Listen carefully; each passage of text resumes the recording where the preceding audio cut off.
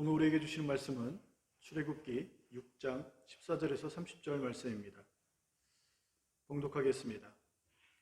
그들의 조상을 따라 집의 어른은 이러하니라.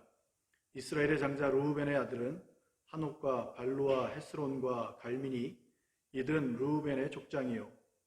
시므온의 아들들은 여무엘과 야민과 오핫과 야긴과 소알과 가나안 여인의 아들 사울이니, 이들은 시므온의 가족이요.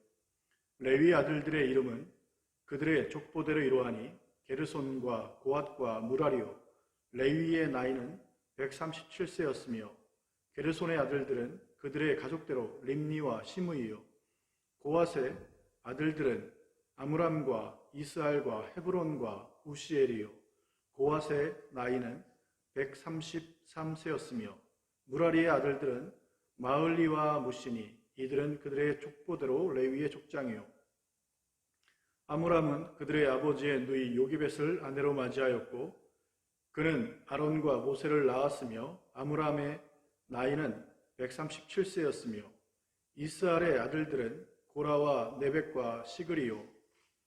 우시엘의 아들들은 미사엘과 엘사반과 시드리요.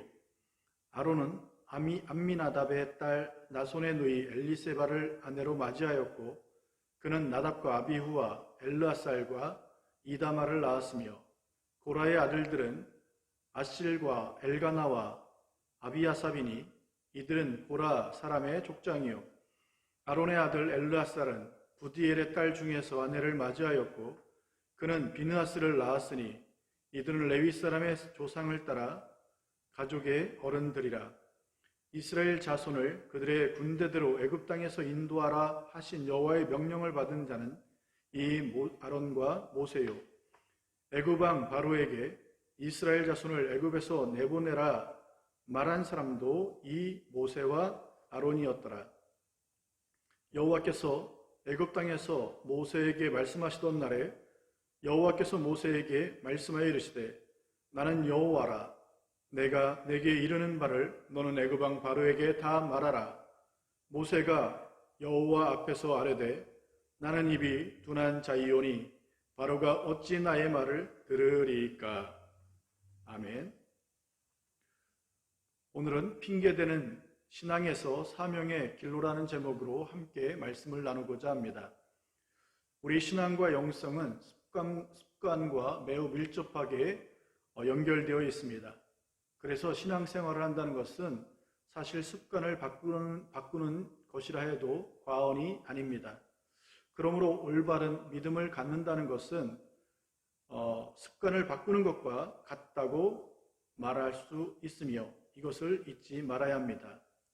모세는 하나님 앞에 나쁜 습관을 가지고 있음을 보게 됩니다. 그게 무엇입니까?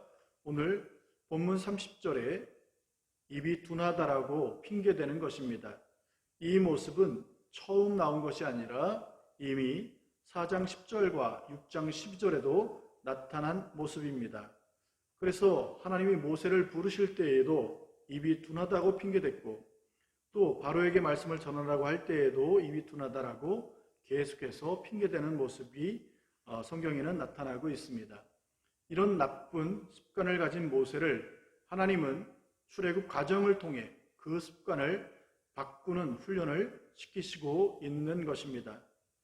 우리 역시 모세처럼 핑계대는 습관이 있다면 오늘 말씀 가운데 그 습관을 바꾸는 역사가 있게 해달라고 기도하기를 주님의 이름으로 축복합니다. 뇌과학에서 습관이란 뇌가 휴식을 위해 몸부림치는 것을 말합니다. 이는 행동에 앞서 살이 판단을 할 때 엄청난 에너지가 소비되는데, 이 에너지 소비로 피곤하게 됩니다. 그 수고로움을 덜기 위해 우리 뇌가 익숙한 행동을 기계적 관례로 변환시키면서 하나의 덩어리로 묶는 것입니다. 이것을 영어로 청킹이라고 합니다. 초보 운전자가 1시간 운전하면 온몸이 아프고 피곤해합니다. 왜냐하면 신경을 바짝 쓰고 긴장하기 때문입니다. 그런데 반복을 통해 하나의 습관이 된 자는 운전하면서도 커피도 마시고 때로는 간식도 먹는 것을 볼 수 있습니다. 그리고 굉장히 즐거워하며 상쾌해합니다. 그럼 이런 습관 어떻게 만들어지는 것입니까? 뇌에 동일한 신호를 계속 보내는 것입니다. 그래서 나쁜 습관이 생기면 이것은 쉽게 버리기가 쉽지 않은 것입니다. 왜냐하면 뇌가 이미 청킹을 해버렸기 때문에, 즉 하나로 묶어버렸기 때문에 그것이 지워지는 것이 쉽지 않은 것입니다. 그러면 어떻게 해야 합니까? 물론 우리는 신앙인이기 때문에 기도하고 또 말씀도 많이 봐야 합니다. 하지만 뇌과학적으로 접근해 보면 습관은 습관으로 여러분 버리고 바꾸게 되어 있습니다. 이것은 상당한 신앙적 원리를 담고 있습니다. 동양 종교는 비유지만 기독교는 충만, 즉 체험이라고 할 수 있습니다.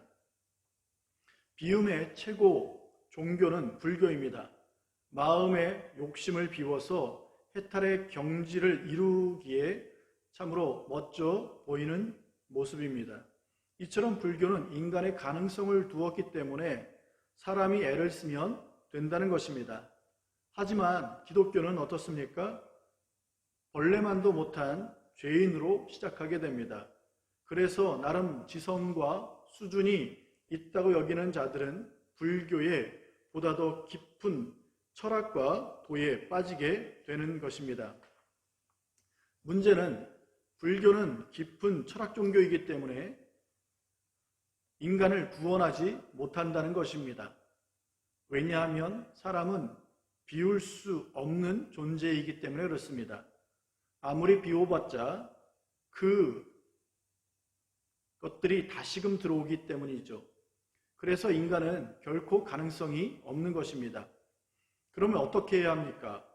비움에서 끝나는 것이 아니라 그 비움의 자리에 하나님의 것으로 채워야 하는 것입니다. 이것이 충만입니다. 이 충만의 신앙을 갖기 위해선 비움과 체험이 원론이지만 일상의 삶에서 안 했던 작은 것을 다시 시작해야 합니다. 여기서 다시란 했던 것을 말하는 것이 아니라 작더라도 새로운 것으로 하나님이 기뻐하실 거룩한 일을 시작하는 것이 중요합니다. 핑계대는 나쁜 습관을 제거하고 하나님으로 충만해진 모세는 홍해 앞에서 원망하고 불평하는 백성을 향해 너희는 가만히 있고 이제 너희를 향하신 하나님의 구원을 보라며 바다를 가르는 역사를 보게 됩니다. 그러므로 우리 모두 하나님 앞에서 하나님으로 충만한 그러한 삶이 되기를 축복합니다. 이처럼 신앙생활을 한다는 것은 나쁜 습관을 버리고 좋은 습관을 갖는 것입니다. 그러므로 하나님이 지적하는 것에 대한 분명한 기도와 결단이 있어야 하는 것입니다. 입이 둔하다라고 핑계대는 모세를 하나님은 족보를 통해서 교육시키는 것을 볼 수 있습니다. 그래서 오늘 본문에 우리가 읽었던 족보의 내용이 언급되는데 그 족보가 어떻게 흘러가는지 우리는 살펴볼 필요가 있습니다. 이스라엘의 장자란 야곱의 12아들로 14절에 루벤, 15절에 시므온, 그리고 16절에 레위가 언급됩니다. 여기서 가장 중요한 것은 레위입니다. 그리고 그 다음 레위의 아들들인 게르손, 고핫, 무라리가 언급됩니다. 여기서 중요한 자는 고핫입니다. 왜냐하면 18절에 고핫의 자손으로 족보가 흘러가기 때문입니다. 그 자손 중에 중요한 자가 바로 그의 아들 아므람입니다. 그 아므람이 왜 중요합니까? 20절에 보게 되면 그 아므람이 아론과 모세를 낳기 때문입니다. 그리고 여기서 우리가 한 번 더 생각할 것은 모세와 아론 중에 누가 더 중요합니까? 모세입니다. 그러나 이 족보에 있어서는 누가 더 중요하게 여겨지냐 하면 아론입니다. 그래서 23절에 아론의 자손이 언급되는 것입니다. 왜 모세가 아니라 아론으로 옮겨지게 됩니까? 25절에 바로 비느하스로 연결되기 때문입니다. 이 비느하스로 족보는 끝나게 됩니다. 그러면 비느하스가 과연 어떤 인물이냐는 것이죠. 민수기에 보게 되면 모압 여인과 행음한 이스라엘을 비느하스가 보고 창으로 찔러 죽이는 사건이 있습니다. 너무도 잔인한 모습처럼 보여지지만 그 모습을 하나님은 보면서 너는 나의 질투심으로 질투했다고 평가를 받게 됩니다. 즉 하나님 앞에 칭찬을 받게 되는 것이죠. 그래서 대제사장의 반열에 오르게 됩니다. 공교롭게도 비느하스의 뜻은 노쇠로 만든 뱀의 입이란 뜻을 가지고 있습니다. 광야에서 불뱀에 물린 자들이 놋뱀을 쳐다보면 살아났는데 이 놋뱀은 예수 그리스도의 십자가를 상징하고 그래서 놋뱀의 입이란 주님의 말씀을 의미하게 되는 것입니다. 지금 모세는 출애굽이라고 하는 거대한 사명을 감당할 용기를 잃고 있는 것입니다. 그 용기를 잃고 있는 것을 여러분 어떻게 핑계대고 있습니까? 입이 둔하다라고 이야기하는 것입니다. 이때 하나님은 족보를 통해서 메시지를 주십니다. 그 메시지가 무엇입니까? 내가 너의 입을 대신할 아론을 붙여준 것은 즉흥적으로 준 것이 아니라 아론이 있기까지 그가 너를 대신할 것을 역사 속에서 하나님이 이미 준비해 두셨다는 것입니다. 이런 하나님의 섭리를 족보를 통해 말씀하고 있는 것입니다. 그래서 마지막 인물이 비느하스, 즉 십자가로 상징되는 놋뱀의 입이란 뜻으로 마감시키는 것입니다. 무슨 말입니까? 모세에게 하나님은 내가 입이 둔하다라고 그렇게 인정한다 할지라도 그 둔한 입이 이유가 되므로 출애굽이 실패하거나 성공하는 것으로 착각하지 말라는 것입니다. 내가 말을 잘하면 출애굽이 성공할 것이고 내가 입이 둔하여 말을 못하면 실패할 것이라고 여기지 말라는 것입니다. 이 모든 것을 아시는 모세의 입이 둔하고 이 모든 것을 아시는 하나님이 족보 역사를 통해 아론을 이미 준비했고 그 족보의 마지막이 아론의 비느하스로 끝나게 되는 것입니다. 이처럼 모세의 둔한 입을 극복하는 그 깊은 섭리가 역사 가운데 이미 하나님의 섭리 속에서 진행되고 있음을 보여주는 것입니다. 그래서 족보를 통해 복잡하다는 것을 느끼기 전에 뭘 의도하고 하나님 앞에 말씀하는지를 알아야 하는 것입니다. 그리고 적용해야 하는 것이죠. 이런 성경을 통해 무엇을 말씀하고 있습니까? 이 족보를 말하고 나서 26절에 모세가 아니라 아론부터 나오는 것입니다. 그리고 그들의 군대대로 애굽 땅에서 인도했다고 기록하는 것입니다. 중요한 것은 노예 백성을 하나님의 군대로 부르셨다는 것입니다. 무슨 말이냐? 이스라엘의 운명은 출애굽해서 광야를 지나 가나안 싸움에서 승리할 군대로 작정하신 것입니다. 이런 메시지가 족보에 담겨 있게 되는 것입니다. 이렇게 족보를 마감하고 27절에 애굽 왕 바로에게 이스라엘 자손을 애굽에서 내보내라는 말을 말한 사람도 이 모세와 아론이었더라 기록됩니다. 27절은 26절과 달리 모세로부터 언급됩니다. 26절은 아론이 언급되는데 27절부터는 이제 모세가 언급되는 것입니다. 그러니까 모세가 사명을 감당하는데 그가 핑계를 대니 그런 핑계를 하나님이 이미 다 아시고 그의 연약함을 다 간파하고 이미 역사 속에 준비해 두셨다는 것입니다.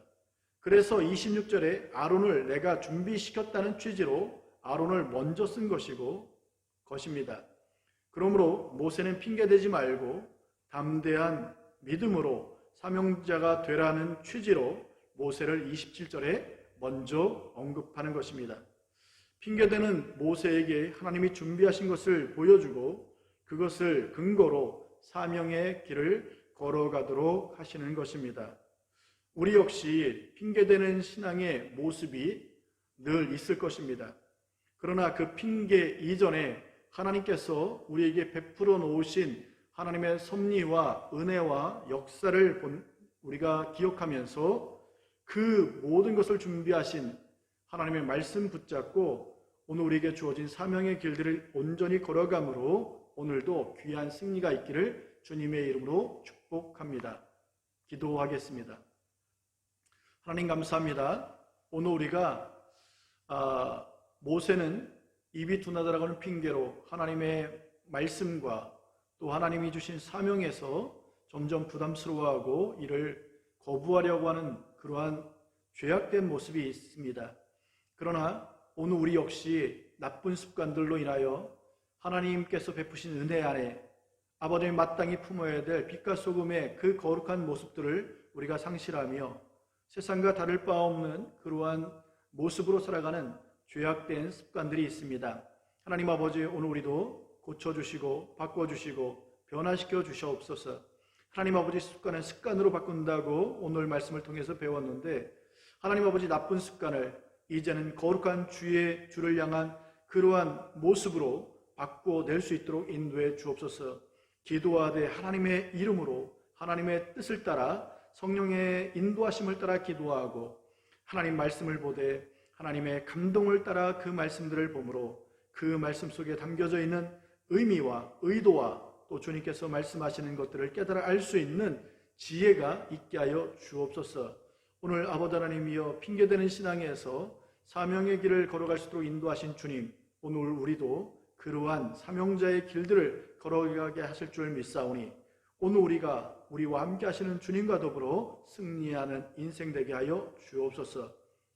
이제는 우리 주 예수 그리스도의 은혜와 하나님 아버지의 무한하신 사랑하심과 성령님의 감화감동 교통하심이 오늘 예배를 드린 모든 성도들 머리 위에 이제로부터 영원토록 함께 하시옵기를 주 예수 그리스도 이름으로 축원하옵나이다. 아멘.